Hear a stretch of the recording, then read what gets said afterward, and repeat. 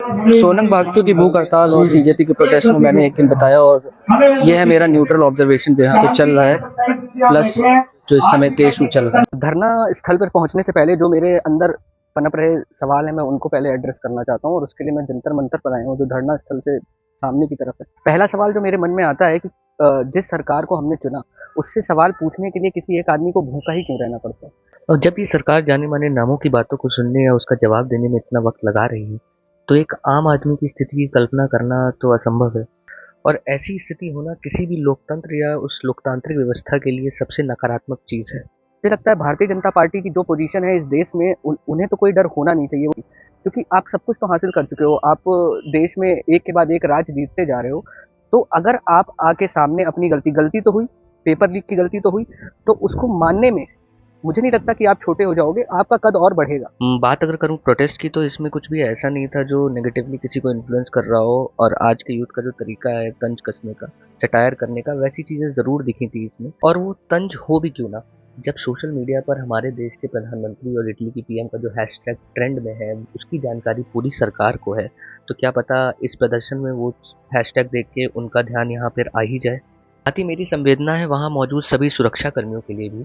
सरकार को उन्हें भी जवाब देना ही चाहिए कि भले मन से ना सही, नौकरी के लिए ही सही, पर वो भी इस भीषण गर्मी में इस प्रदर्शन का उतना ही हिस्सा है। उन्हें भी सरकार की देरी की वजह से उतना ही तपना पड़ रहा है। कुछ वीडियो में ज़रूर सामने आया कि वे सहयोग नहीं कर रहे हैं, लेकिन मन से खड़े होकर माइक पर जब कोई कहे कि ये पुलिस हमारे नहीं सरकार के साथ है, तो एक व्यक्तिगत तौर पर ही सही उनके अहम को चोट तो लगती ही होगी। क्या धर्मेंद्र प्रधान के लिए ये कह देना आगे कि हाँ शायद हम अपना कार्य सही से नहीं कर पा रहे हैं, तो हम देखते हैं कोई और दूसरा व्यक्ति क्या इसको सही से कर सकता है, तो हम उसको चुन लेते हैं। तो ये बहुत ही साधारण चीज़ है, जिससे मुझे लगता है भारतीय जनता पार्टी की पोजीशन और मजबूत होगी। लेकिन वो ऐसा नहीं कर पा रहे हैं। कारण यही है कि हम शुरू से, चाहे मैं पीछे चला जाऊं, जब नरेंद्र मोदी करण थापर के इंटरव्यू में बैठे हुए थे और उनसे जब कहा कि क्यों नहीं आप स्वीकार कर लेते कि गलती हुई थी, और वो उठ के वहां से चले गए थे, तो शायद एक कल्चर रहा है उनकी पार्टी का ही नहीं, हमारी राजनीति का, कि अपनी गलती नहीं स्वीकारना। मुझसे कुछ लोग जरूर ये कहेंगे कि राजनीति देश में ऐसी नहीं चलती, तो जब सबको ही पता है राजनीति ऐसी नहीं चलती, तो फिर छुपाना किससे। जनता से इतना ही है कि क्या इस्तीफा देना सिर्फ समाधान है? क्या उसके बाद आपको लगता है ये व्यवस्था बदल जाएगी? कि अरियलूर ट्रेन एक्सीडेंट के बाद लाल बहादुर शास्त्री जी ने भी इस्तीफा दिया था। मुझे जहाँ तक याद आ रहा है, कृष्णाचारी जी या उनका कुछ और नाम था, फाइनेंस मिनिस्टर थे 1958 में, उन्होंने भी इस्तीफा दिया था मुंद्रा स्कैंडल के बाद। तो मुझे लगता है जो मांगे हैं वो व्यवस्था बदलने की होनी चाहिए। कुछ ऐसा होना चाहिए जिससे सरकार, क्या कोई भी सरकार आए, कोई ऐसा एक्ट पास होना चाहिए कि आपको 1 या 2 दिन के अंदर जवाब देना ही पड़ेगा अगर आपसे कोई गलती हुई है तो।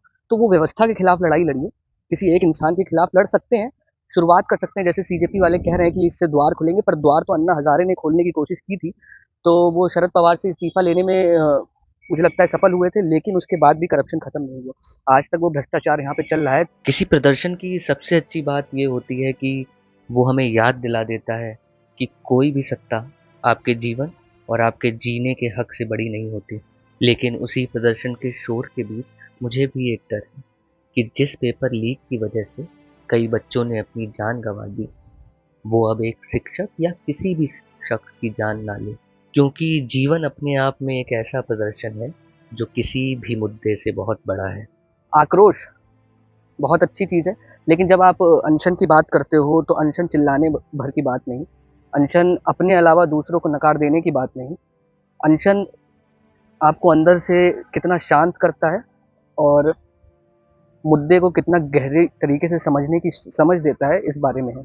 और सारी प्रोटेस्ट और ये सब देखने के बाद आखिर में मुझे लगता है मेरा रुझान सिर्फ एक तरफ बढ़ रहा है, वो है इंसानियत। और वहाँ पे मैं देखता हूँ जब सोनम वांगचुक को और वो भूखे जो जिस कंडीशन में लेटे हुए हैं, कि मेरी अपील सिर्फ इतनी ही रहेगी, उनकी वैल्यूज़ और उनकी जो भी विचारधारा है उसका पूरी तरह से सम्मान करते हुए, कि इस देश को आपकी ज़रूरत है। क्यों ज़रूरत है? क्योंकि आप जैसे शिक्षक, आप जैसे इनोवेशनिस्ट या आप जैसे साइंटिस्ट बार बार नहीं बन पाते हैं, और आज की दौर में जहाँ पे इतना सारा डिस्ट्रैक्शन है, वो बन पाना और भी ज़्यादा मुश्किल है।